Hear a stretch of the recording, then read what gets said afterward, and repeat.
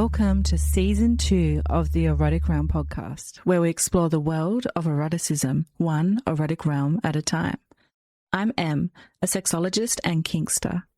The mission of the Erotic Realm is to humanize desire in all of its forms, including darker desires.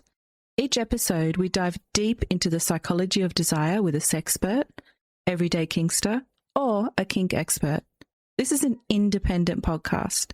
To support it, please consider becoming a paid subscriber at psychologyofdesire.com, where you'll also find deep dives into desire and surveys that you can participate in.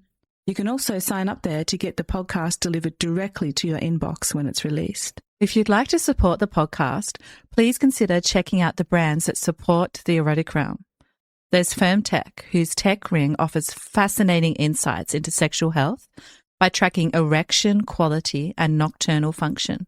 Splash Blanket, who create luxurious waterproof blankets designed for comfort, intimacy, and real-life messes.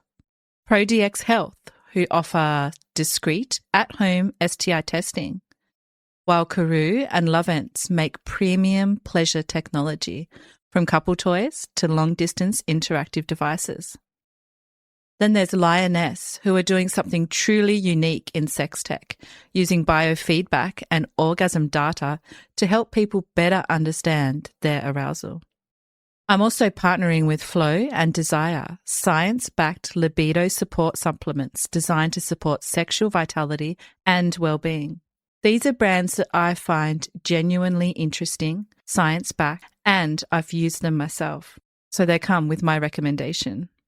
You can find the links to all of them in the episode description.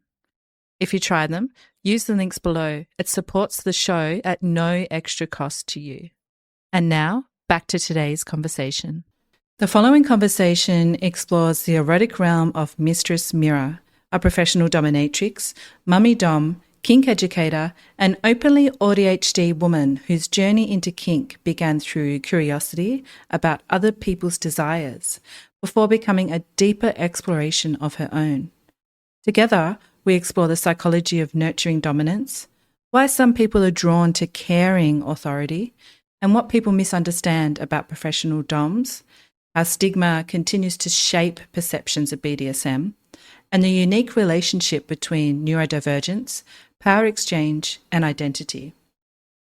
We also discuss whether acceptance, not transformation, is often the true beginning of erotic growth. This is a conversation about caring authority and also the process of exploring kinks that you might not think that you're into that become one of your favorites. Enjoy. Hi everyone, and welcome to the Erotic Realm podcast. Today, I'm excited to be exploring the erotic realm of Mira. Welcome, Mira. Thank you. Happy to have you here. So before we jump into things like kink and sexuality, we just like to hear a bit about your day-to-day life and what you get up to when you're not exploring those things. So what do you do, as your hobbies or just for fun? Yeah. Well, I am a professional dominatrix full-time. So since I am a business owner, I spend a lot of time doing that. But in my free time or as a hobby, I also love photography. So I've been doing a lot of creative projects with my camera recently. And I love horror movies and pinball and karaoke. Those are some of my favorite activities. Okay, fun.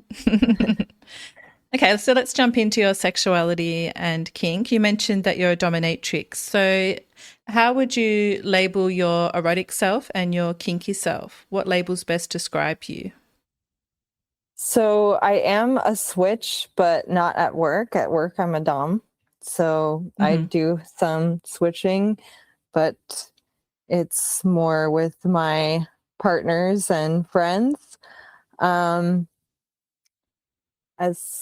you said my erotic. Yeah, so your sexuality. My sexuality. So I'm pansexual. So basically any gender just depends more on the person and their vibe and if we're attracted to each other. So it's not really Don't really care about gender. Right. Yeah. Mm-hmm. Cool. And what about your top 3 kinks? What would you say are your top 3 kinks currently? If you could only explore 3 for the rest of your life from this point forward, what would you choose and why? That's difficult. Mm-hmm. I guess I would say I do love bondage. So I'm I've done some topping in bondage, so mostly handcuffs, that kind of restraints, those kinds of things. And I love mommy role play. Mm-hmm. So I'm a mommy dom. So anything related to that is a lot of fun for me. And then just DS in general probably would count as one of the top 3. Okay. Can Yeah. you explore a little bit more about what it is that you enjoy about each of those? So, why bondage? I find that there's something that happens with a sub when they're restrained Mm-hmm. that for some people, not everybody, but if people enjoy it and can get into subspace, they can sometimes have this real sense of freedom Mm. and being able to let go. And so being restrained actually makes them feel free. Mm. And I just love to see that look in their eyes or that weight melt off their body, like see them really relax into it and kind of let their worries float away. Mm. Mm-hmm. Mm-hmm. And then Delicious. yes, then I get to whisper things into their ear like, you're all mine now. And, all these fun Mm. things to play Mm-hmm. some fun mind games. Um, so that's one of the things I really love about bondage. Mm-hmm. Um, I haven't had a lot of experience with the more extreme bondage, but I do have a sub that is a more of a long distance relationship where they love all of those really extreme bondage, like actually being in a cast or in a vacuum bed. So I haven't had experience with that yet, but I'm interested for sure in those more extreme restraints. How fun. Mm-hmm. Yeah. Mm-hmm. So maybe someday she'll teach me how to use those on her. Oh, something to look forward to. Yes. And you mentioned being a mummy dom. I'm not sure if I've had a mummy dom on the podcast yet. Oh, Uh, might have had one. Oh, my memory's terrible today.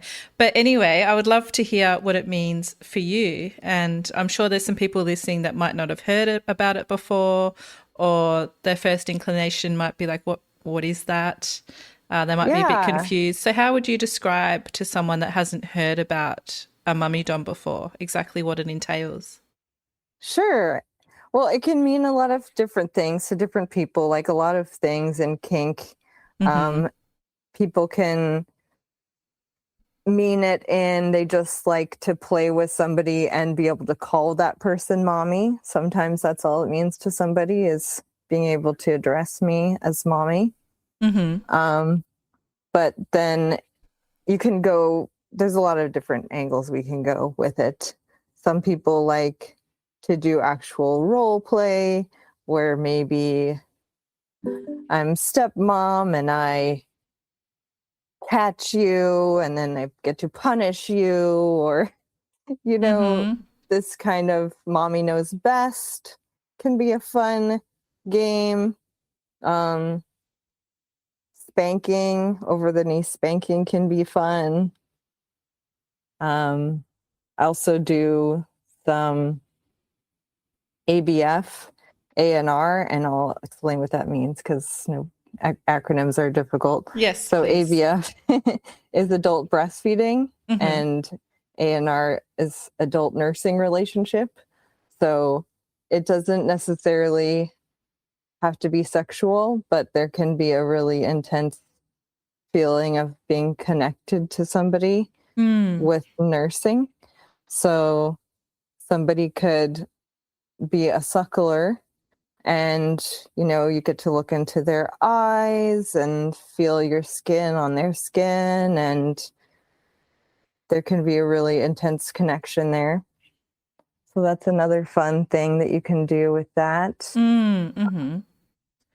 Have you always identified with the mummy dom dynamic, or has that been something that you have gradually grown into? What's your journey been like with the mummy dom dynamic? Yeah, it definitely was not something, actually was a hard limit for me. Oh, wow. Okay. Yeah, for a long time, I thought, no way, that it gave me the ick, even just thinking about it. No, not for me, nothing. Like, don't call me mommy, don't even talk about anything like that. And I did a lot of play with people online, and I kept meeting people who wanted that. And I guess, I don't know, somewhere along the line, one day I was feeling like willing to explore and try something out. And I think I just met somebody that I really connected with. And I thought, well, if they really like it, maybe I'll try it for them. And maybe it could be fun. And I've had a lot of experiences like that where I became more open-minded to a kink because of there was a person that I connected with who really enjoyed it. So I thought, okay, sure, I'll give it a try. I'm GGG. So I tried it and I just really loved it. So I kept trying it and it became one of my favorite things. So yeah. Isn't that interesting? I know, isn't it? Like, I definitely it was off limits, and then it became my favorite thing. So there you go. So do you think part of the thing that allowed you to begin to enjoy it and overcome that ick was because you experienced the enjoyment of the other person and you almost mirrored that enjoyment, and then that allowed you to explore it from your own enjoyment as well? It definitely helped me test it out. But I think there was something already in there. Right. That it was like, oh, okay, I actually really love this thing. And I don't know, I just had a misconception of it, or I had my own judgments about it. And then when I tried it on for size, I really loved it. Yeah, it just goes to show if you have an immediate ick for something, it doesn't always mean that it will stay that way. What do they say? Never say never. Yep. Yeah. So let's go back to the beginning of your kink journey, because you wrote that you originally joined FetLife because you wanted to better understand other people's kinks and desires. Can you take me into that process and what was happening for you when you first joined? Sure. When I first joined FetLife, I did not identify as dominant or switch or even submissive. I was just more of an exhibitionist and curious. And so I was doing a lot of posting photos, and I collect lingerie. And it was a nice outlet for me to be able to share photos of myself and get positive feedback and meet interesting people all over the world to chat with. And I have had periods where I used FetLife a lot and then took a break for months and then used a little bit. And now I'm using it differently as a professional. But yeah, it started out more just curious. I remember I had a friend years and years ago who was dating somebody who was on FetLife, and that's how I found out about it, was through a friend. Mm-hmm. And I was like, she was complaining about it. And I was like, oh, what's this thing? I've never heard of this thing. So I checked it out, and then I was chatting with people on another platform as well. And that's how I really got introduced to DS, was with chatting with people online. So yeah, that was where I was introduced to the idea of being in a DS dynamic and DS relationships. Mm-hmm. And so you started to learn that this was a possibility for you. How did you go from hearing about DS dynamics to becoming a dominatrix? Yeah, that's an interesting journey. Mm-hmm. And on many different, I don't know how I would even answer that in the time that we have, Mm. but I I knew that I wanted to do something different from being in the corporate world. So Mm. I had been working as a software engineer for Mm-hmm. about 15 years. And I was at that point where it was, I had wanted out for a long time, probably a decade, but I felt stuck. I didn't know what else I could do. I love living in the city. I'm in Seattle. It's expensive to live here. I live alone. So, like, paying for rent in the city is expensive. And as a software engineer, I could swing it.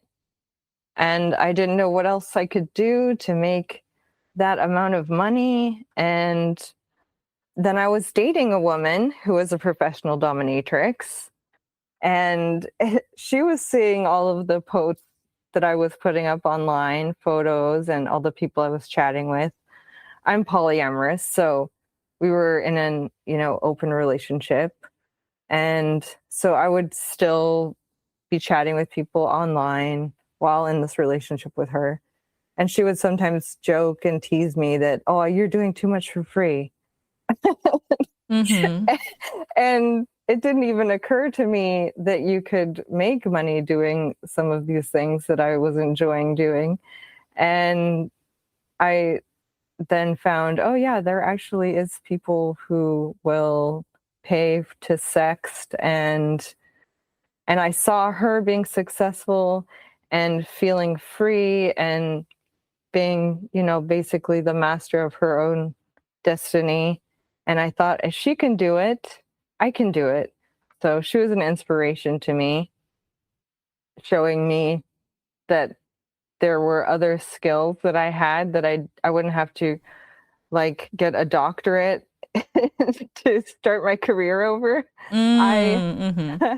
I was like, okay, I am qualified to do this. I do have the skills for this.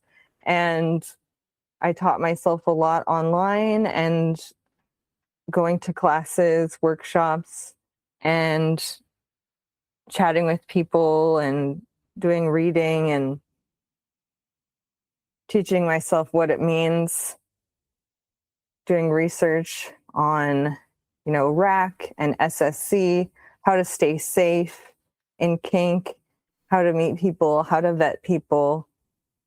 And yeah, so I started exploring this world and found I love it. I love this work, and I get to be my own boss. I get to set my own rates. I get to work with who I want to work with. And I actually am making a positive difference in the world versus the work I was doing before was just putting money in somebody's pocket who was Mm-hmm. above me, some corporation. Mm-hmm. And now I'm actually seeing the weight lift off of people's shoulders, and they can be seen and not judged. They can be accepted and let go. And I can see them leave lighter than they arrive. And that does really feel good to make a positive impact on Yeah. people's lives. Yeah, I can imagine. And beautifully said as well. So let's Thanks. talk about what it's like to be a dominatrix and some of the misunderstandings that people might have about being a professional dominatrix. What is it that you think most people, what's the biggest misunderstanding that people have about your job that you hear that you would like to speak to? Hmm.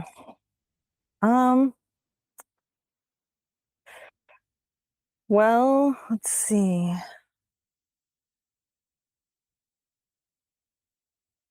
Hmm. I guess that I just don't care could be one thing, that I'm Ah, just mm-hmm, only out to make, it's a transaction, and that it's all about the money. And of course, this is my livelihood, so money is important. mm-hmm, But I do care about people. I care about my clients. I like my clients. I don't work with people that I don't like. right, mm-hmm, So it's not, sometimes I'll be with the client who's maybe a new client, and I'll they'll just blurt out, "Wow, it's like you actually care." Like, well, mm-hmm, because I do care. mm-hmm, So that's something, like, I'm a regular human just like everybody else. I have feelings, I have emotions, and I'm someone who's ADHD, and I will express how I feel. mm-hmm, And so sometimes people are surprised about that. Or I don't wear like black latex leather harness every day. mm-hmm. I sometimes will just show up in a floral dress, and people kind of get confused. Well, I thought you were a dominatrix. Well, you just look like a normal person. Mm-hmm, mm-hmm, Well, I don't always wear leather harness. Like, I am a sensual dominatrix, so I don't always have that kind of scary look. So sometimes people question my authority for that reason. But mm. Mm-hmm. Yeah, it's yeah. interesting hearing that because that's a misunderstanding that people have about the dominatrix, both inside and outside the kink community. So it sounds like even your clients were looking for the coldness of this archetypal dominatrix that we have in mind, the person that just doesn't care. And some people think that dominatrixes hate men and you're just completely turned off from it. So, yeah, it's really lovely for you to shine a light on that and show that you do care. And there is this other side of being a dominatrix where you can wear the floral dress and show up in a slightly different version of that persona and it still is just as effective. Mm-hmm. Yes. Beautiful. So you've been a dominatrix for a few years now, right? I've been a dom for a few years, but Yep. in this profession, I just had my 1 year Ah, full cool. time anniversary. Yes. Congratulations. Thank you. How has becoming a professional dominatrix changed the way that you understand power? Well, I've always been someone who's interested in sociology Mm-hmm. and psychology and dynamics of groups and societies. So I've always made it a point to study those things. Like in school, I did a lot of studying about gender and race and class. And, um, we live in a white supremacist capitalist patriarchy in the US, and how that affects us in our relationships, not only one on one, but in these systems of power. So let's see, where was I going with that? Basically, Yep. Mm-hmm. power power is in our lives whether we like it or not. Mm. Systems of power. Mm-hmm. And there are these non-consensual hierarchies that we live under, these systems of power. And then there are these consensual power games that we can choose to play with each other that can sometimes relieve some of the pressure of living in a non-consensual power system. Does that make any sense? Yeah, no, completely. Yeah, I've had the same thought process as well. Exactly the same thought process that we don't consent to these other forms of power. We just have to put up with them. So it kind of makes sense that psychologically we want to play around with them in different ways. And there is an erotic charge to it as well. So yes, Yeah. I completely hear what you're saying. It's fascinating how it shows up. It is. And then I get a lot of people who maybe they're in these high-powered executive roles at work in their career, and after hours they just want to let go and be submissive. So yeah, they get to, patriarchy hurts us all. Yes. Yeah, I was going to ask you about that. The do you see a particular type coming to see you over and over again? And it sounds like that might be the personality profile of your clientele. That they are. I really get all kinds of people, honestly. I'm lucky to have a very diverse group of people who are seeking me out. And I have a few trans clients, which is awesome. And I think part of it is there are a lot of people with this mother wound. And coming to a mommy dom can be one way of playing with that and finding healing with that. Being able to call someone mommy and get affection, or maybe we're playing a role play where they're punished, but then there's aftercare, so there's cuddles afterwards. So it's a way to connect to that feeling of the mommy dynamic, but then have it end in this container of the session and with care and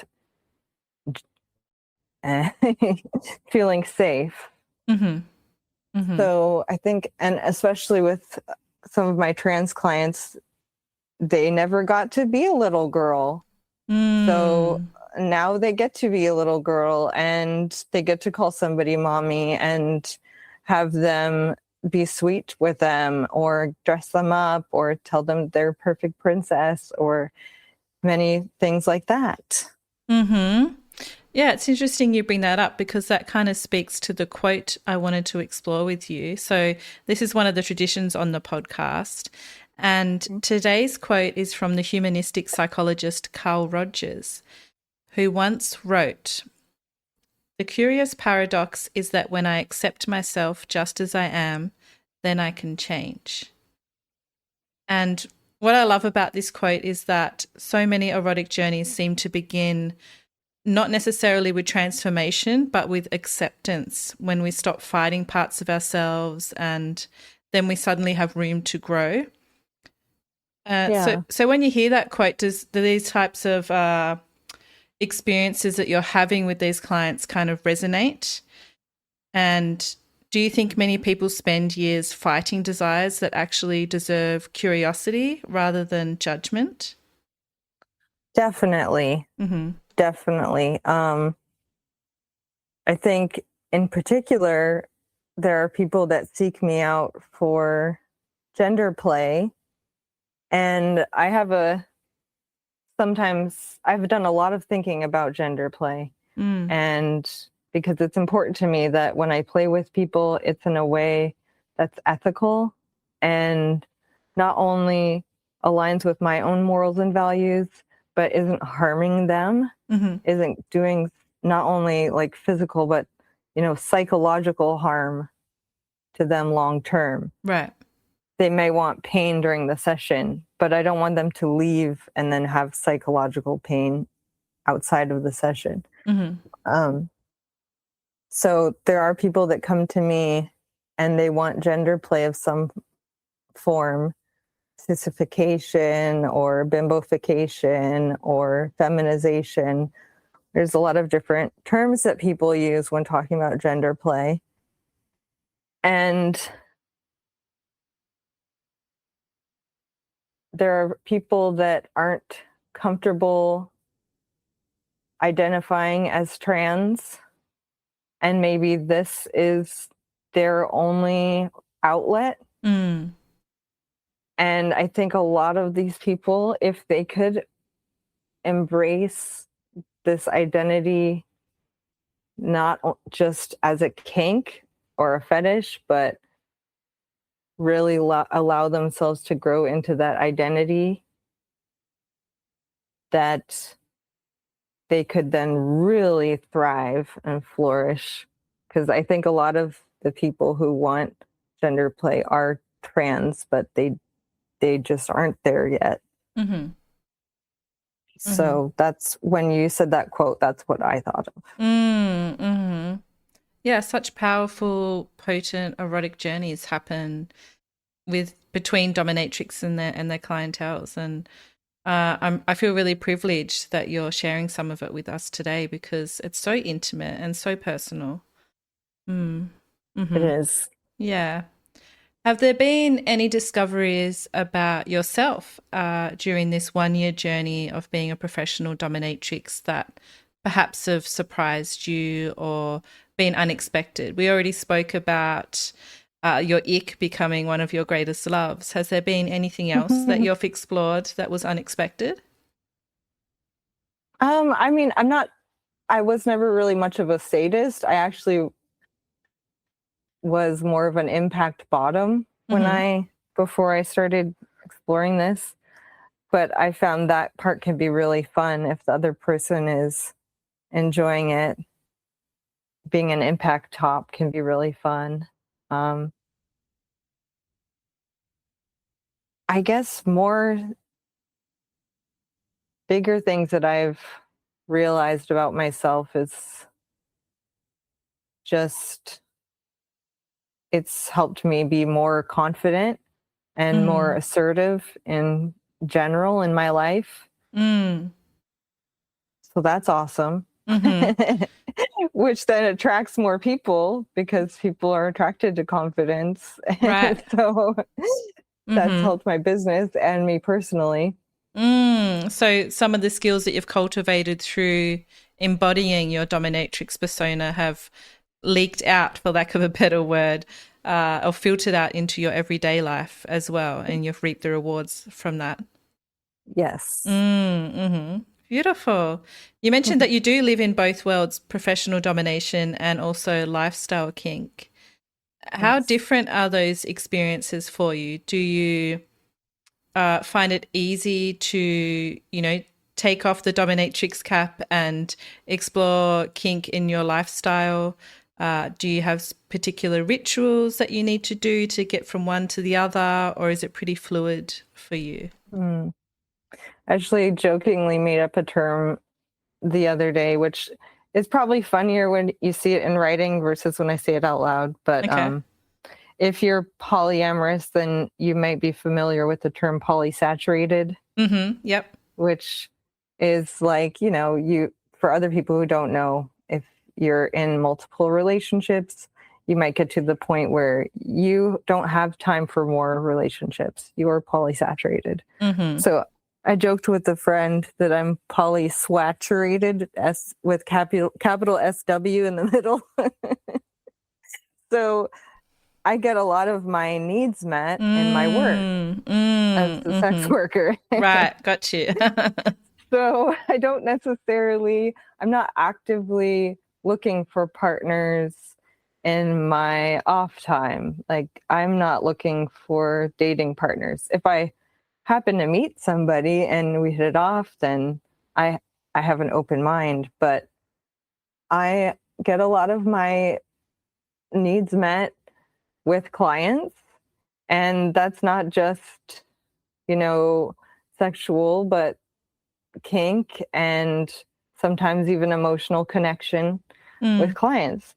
So Mm-hmm. yeah, and I find that a lot of people think that men who pay for a dominatrix aren't disrespectful, or they might see women as sex objects or something like that. But that's not been the case for me. I love my clients. They're respectful, and they see my humanity, and they appreciate the work that I'm doing. So yeah, I haven't done a lot of focusing on the lifestyle thing, because I have a lot of negative experiences with people on FetLife who say that they're into lifestyle, but they really just aren't respecting boundaries, aren't, they're doing fantasy pushing, non-consensual, like calling you names that you didn't agree to, honorifics. So that's another thing I love about BDSM is the negotiation and the consent conversations that you have, so that everybody is doing things that they like and within their limits, and that there's safety structure set up. So, I mean, I've had some really I've had more negative experiences in my dating life than I have in my professional life when it comes to how people treat me. Isn't that interesting? Because people from the outside might, just from first look, think that it's the other way around. Right. Yeah. And you mentioned that people have these ideas about those men who might engage with the dominatrix, and that they might be rude or unprofessional towards you. So let's talk a little bit more about stigma of those involved in BDSM, because another tradition on the podcast is exploring a piece of research with you. And today's is a pretty recent one from 2023. And it's by a couple of psychologists, Hanson, Brown and Jefferson, who published a study examining stigma towards BDSM practitioners. And they explored the perceptions of 257 people in the community. And they found that they stigmatized BDSM practitioners more than the gay and lesbian population.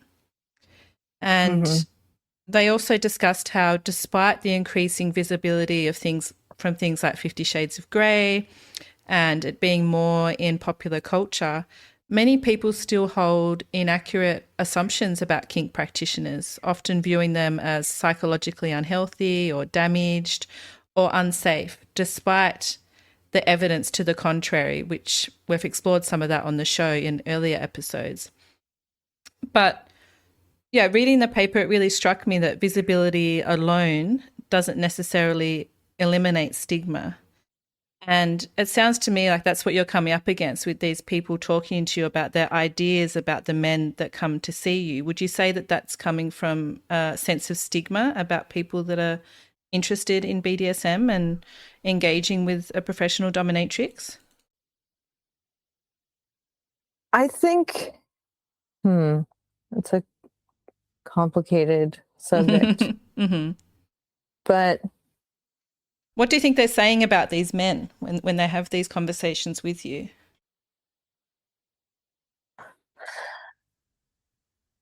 I think that people don't recognize the value that not only BDSM practitioners bring to someone's life, but that sex workers bring to people's lives.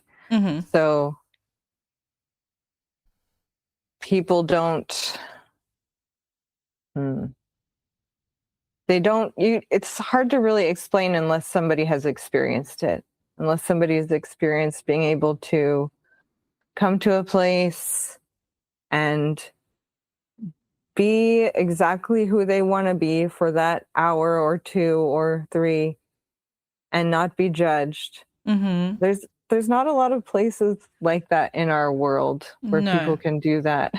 It's a rare thing, and I think it's hard for people to understand what that means or what that looks like if they haven't experienced it themselves. So you think most of the misunderstanding about kink and what it offers people comes from their lack of experience of being around kink or talking to kinky people about it. Yes, Mm-hmm, for mm-hmm. sure. Yeah. And you've mentioned that you're ADHD, which is autistic and ADHD. Yes. How do autism and ADHD influence the way that you experience desire or relationships or BDSM? Well, I can be a very intense person. Mm-hmm. And some people, that can be really great for my work because you can feel the energy in the room. You can see it when I look at somebody, when I really look into their soul. I'm not scared of seeing people and being direct with people and saying the quiet things out loud. Mm-hmm. So I think that's a power that comes into play in my business from being ADHD. Mm-hmm. Mm-hmm. So you read people quite well and you can be blunt in the moment with what you say. Yes. Mm-hmm. Mm-hmm. Mm-hmm. Do you feel like as a neurodivergent people, you can find things in kink that are harder to find elsewhere? Yes. Well, like the structure of BDSM really helps me feel safe. I come from my personality or my habits. I really like to control my environment and to know what to expect. And when you're having these consent conversations with people, you get to talk about all those things and everything's out in the open. What do you like? Instead of assuming what somebody likes in like the vanilla world, when you're on a date, people might not ask you. Mm-hmm. Yeah, What they are kind your of skirt limits? around it. Yeah. Mm-hmm. Yeah, and then having safe words. There's a structure of, okay, not only do I know exactly what we're going to be doing today, but I know if I don't like it, I can say this thing, and then these things are going to happen. Mm-hmm. So that makes me feel really safe. And I feel like we don't have a lot of consent conversations necessarily in other areas of the world or like aftercare, which I feel like everybody should be doing aftercare. Vanilla people should be doing aftercare. Like even if you just have regular, whatever vanilla sex, you probably still want cuddles afterwards. It's still emotionally vulnerable and risky. Mm-hmm. Yeah, that's such a good point because people, still speak about having orgasmic openings where they might cry from vanilla sex, and to think that that opening might happen and then they just get up and leave each other and don't have those moments of connection afterwards to ground you again. Yeah, it's a bit sad to think that that might happen. Mm-hmm. Yeah, Mm-hmm. and I know Yeah, I good point. experienced that a lot before learning about kink. I wish I had the words to ask for what I wanted all those years ago. If I could have just asked for some aftercare cuddles. So kink has Everything given would have you, been better. yeah. So kink has given you language that you didn't have before and allowed you to receive more of what you need and want in terms of your sexuality. Yes, and even just my emotional needs. Mm-hmm. Mm-hmm. Yeah. Yeah, you've also chosen to be openly visible as a sex worker. What informed that decision, and was it an easy decision to make? So, yeah, there are a lot of people who maybe aren't face out, which means in my world that you don't show photos of your face online. Mm-hmm. But for me, I'm not really, I've committed to this career I don't ever want to go back to working in the corporate world. So I have no fear of being outed to anybody. There's nobody that I need to hide my identity from. Mm-hmm. And that's not necessarily a badge of honor. You know, I just, part of it is just circumstantial. I don't have a family that I want to keep this from, but all of my friends know what I do. So I want to be able to live my life with integrity and feel good about myself. I don't want to live in the shadows. So I'm just open about what I do with people that I meet because I don't want to feel shame. I don't want to feel like I have to hide something. And I'm proud of my work and I'm good at it. So yeah, I like talking about my work. So if somebody asks me at a party what I do, I'm going to say I'm a professional dominatrix. Mm-hmm. And a lot of people are really interested and curious about that. So that could be fun. Yeah, so I guess I have nothing to hide and I don't want to hide because that just feels bad.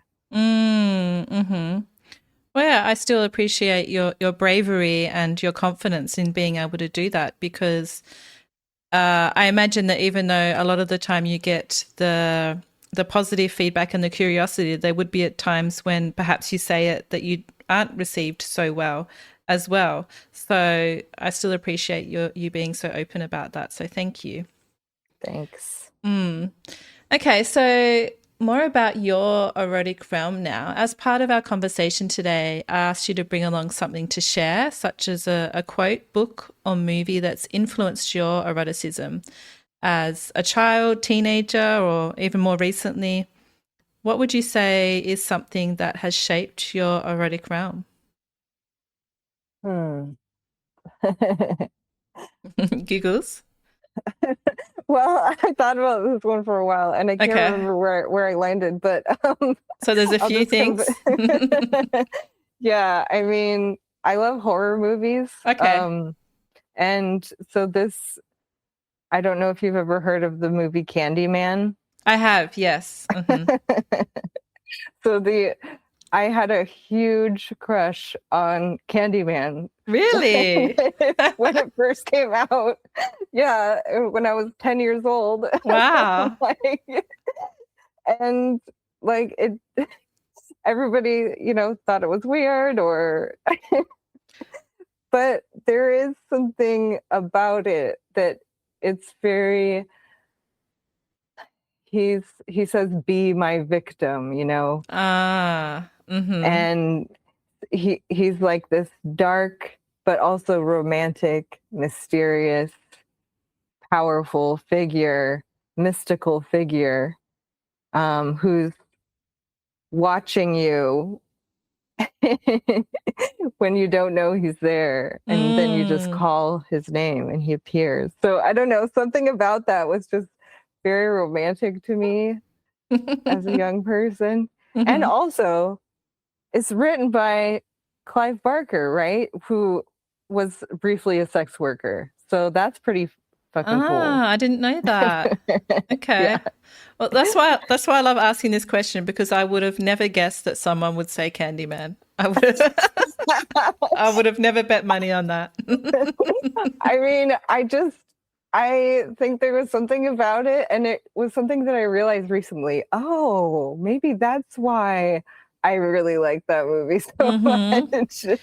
Well, that's the thing about the erotic, right? You never know what's going to pop up as something that you're into. It's been kind of a theme today with talking with you.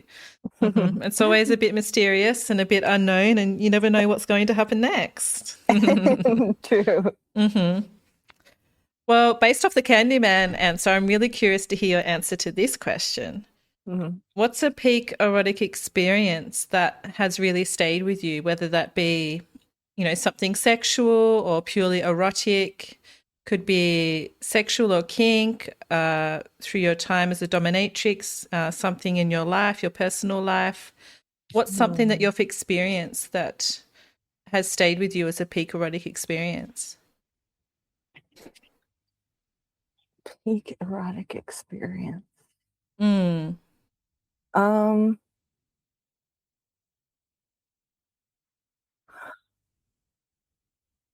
well, I guess something that about doing this work is I feel like as a woman, a lot of times our pleasure is not centered um, in the society that I'm in. Mm-hmm. Women's pleasure is just kind of an afterthought. Mm. And as a dominatrix, a lot of my clients or sessions are focused on what I want, and I'm in control, and what do I want to experience pleasure. And so that was really something new in my life when I got to claim that. And I started out doing more cam stuff online, camming. Mm-hmm. And at first, I didn't know what I was doing. I was figuring it out all on my own. And I was like, okay, these men, they want to see you have an orgasm. That's like the magic formula. Okay, sure. And so I thought, okay, this is acting, whatever. But it was actually really empowering to be able to just, I'm also an exhibitionist. So to be able to be watched while I'm pleasuring myself, Mm. it got really easy actually for me to come. Like I was orgasming like way easier than I had been previously. So I guess coming on camera is one of my Ooh. peak erotic experiences. Mm-hmm. Mm-hmm. That sounds fun. It really showed you how much of an exhibitionist you are by the sounds of it. Yes. Mm-hmm. How cool. And what about the future for you? What's something in your erotic future that you're looking forward to experiencing? Well, I just want to continue exploring.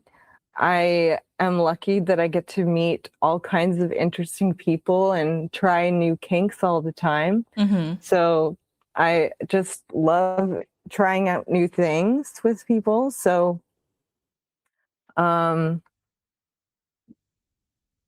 there's certain things I'm not sure. I really would like to try golden showers someday. Mm-hmm. But I also am pee shy, so I'm like, I'm not sure how that will work. So Ah, okay. Well, you've put it out there now, so now everybody knows. who knows what will happen next? Yeah, any Mm-hmm. volunteers for maybe like watch on camera first or Ah, fun. yeah. Okay, so what about someone who may be listening to you right now and they might be feeling ashamed or confused or isolated because of a part of their erotic self and they're not really sure how to begin exploring it? Where would you encourage them to begin? So they're curious but feeling shame. Yeah. Yep.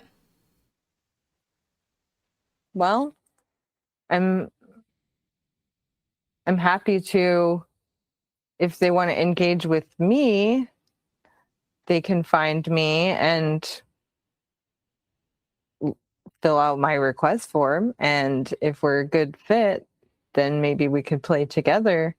Um, but if it's not something you want to do with somebody else and it's just something that you want to explore, then just give yourself permission to feel your desires and not shame yourself for your own desires, because we can't really help what turns us on. Mm-hmm.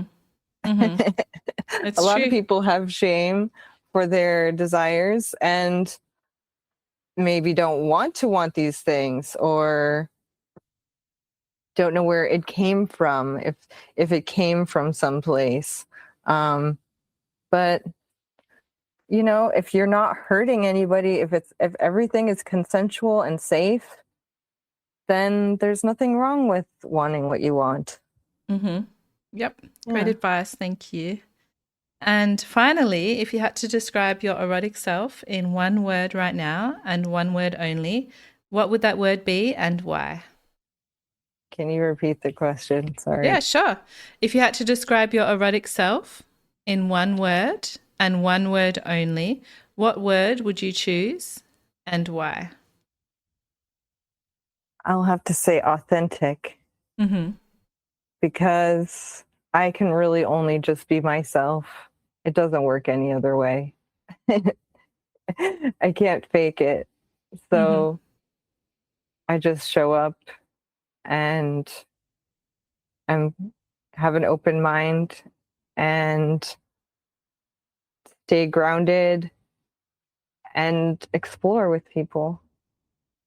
Lovely. Well, Mira, thank you so much for sharing your erotic realm. And what I love about this conversation is that it challenges a lot of assumptions, not just about BDSM, but about power itself, because you've shown that dominance doesn't have to be harsh, intimidating, or disconnected from care. It can be nurturing, playful, accepting, and deeply human.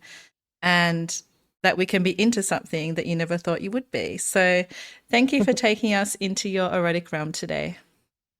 Thank you so much, Emma. Thanks again. I'm Em, and this has been the Erotic Realm podcast. Thank you for listening to this episode of the Erotic Realm podcast. This is an independent podcast. If you want to see more episodes made, you can support it at psychologyofdesire.com by becoming a paid subscriber and entering the realm with many other supporters. The mission of the Erotic Realm is to humanize kink and desire in all of its forms. And we can't do that without you. Until the next time, stay perverted.